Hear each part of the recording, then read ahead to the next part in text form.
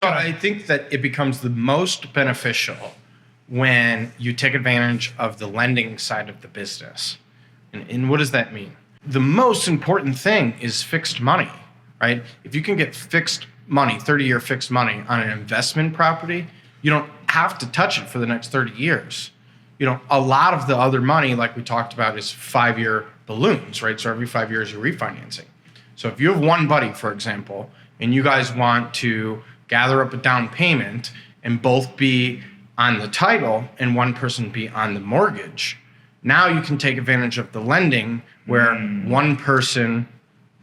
You better have a airtight operating agreement. One person can be on the first mortgage and both people can be on the title, and the next building, the second person can be on the mortgage and both people on the title. Can I do a very brief, boring explanation as to why? Do you want me to do it? Sure, go ahead. So essentially what you're getting at is instead of buying this property, you and me, in an LLC, we're still going to have an operating agreement that's going to dictate how we're going to do this. But you're going to buy the first building we find under your own name. So you could take advantage of getting a fixed interest rate 30-year mortgage. Yes. So now we have a lower monthly payment. We have a lower interest rate. We know we're not going to have to refinance in 5 or 10 years. We've just house hacked. Literally, that's the definition of house hacking. Really good point. And then our agreement would be, hey, next time, Joey, since I already used my personal purchase on this one, you're going to do it on the next one, but we're still going to be 50-50 partners. I kind of rolled my eyes and made a comment. That makes our operating agreement so much more important because now, granted, we're both going on title, so that we're protected from a certain standpoint, but we no longer share an entity. I think if you do it that way, it has to be like a brother, a sister, or someone that you really, really trust. But I will say that's brilliant. That is really a great way to do it. Because to your point, the difference between 30-year fixed at 4.5 versus a 5-1 ARM, 5.5, 6, and then you're going to have to refinance it. Who knows what it looks like in 5 years? That monthly payment becomes pretty significantly different, right? You're reducing your risk of interest rates increasing in the future, right?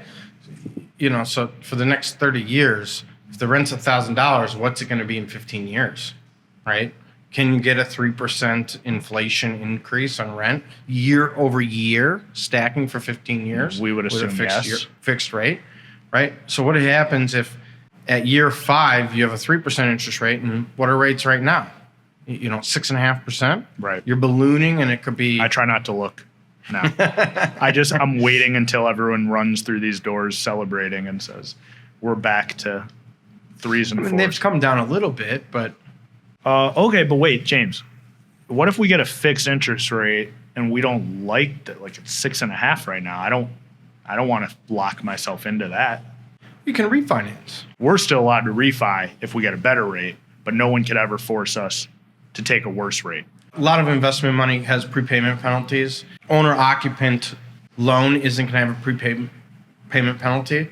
So the fees to refinance a fixed rate as an owner-occupant is going to be much less than an LLC loan as an investor. Yeah, this has been awesome. I really think what you are doing and helping these folks with is we're taking house hacking. We're like really house hacking now, perfectly legally, by the way, manipulating every single factor that we can, right? So you're taking it. It's not just as simple as, oh, we're going to buy a house and live in one and then we'll sell it. It's like, no, we're going to take advantage of the financing, possible partnership opportunities, with all the way down to which unit is smarter to live in. So you've really got this down to science. Something else like I do that might not be, and I don't know how you feel about this, but like on my personal 3-flat that I house hack, I depreciate as well. And that depreciation offsets some of the income, right?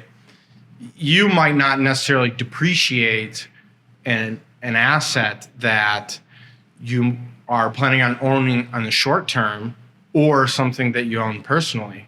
I kind of do two things. I have this 30-year outlook that we talked about earlier on, right? I'm never going to sell it. And it's an investment tool that I live in. So I'm depreciating it as well, which increases the cost basis. Not to like get too deep into it, but I'm also a real estate professional, so it offsets income, right? So it's doing two things. It's offsetting my personal income, and if there is enough depreciation, and it's offsetting the building's income. So living there, living for free, I'm also not paying taxes on the excess cash flow because I'm depreciating an asset that I have a long-term outlook. You might not do that if you house hack and you need that down payment to then go buy your single family home.